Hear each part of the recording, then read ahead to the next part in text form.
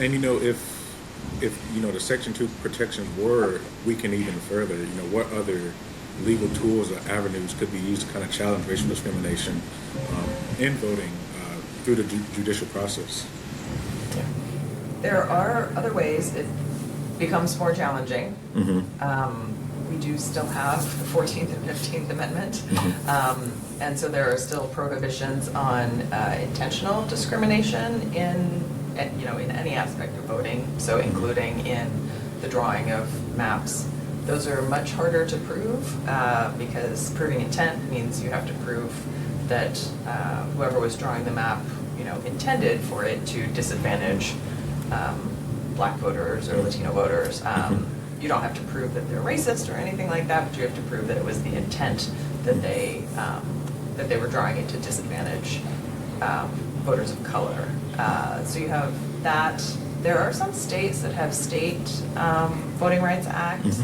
I don't believe any states in the South have voting rights acts at the moment, have state voting rights acts at the moment. Though that's another avenue. I know there are folks who are working to try to get those passed in some of the states in the South. So that may be an option. And there are other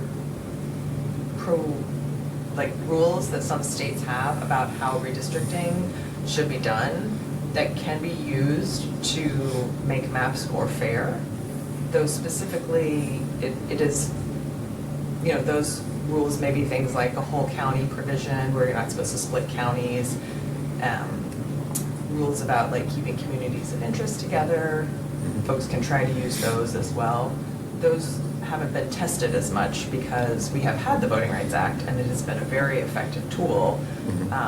It's very hard to bring Voting Rights Act cases and to actually win them, but it has been an effective tool to challenge discriminatory maps and to try to get them fixed so that voters of color can actually, participate in the process.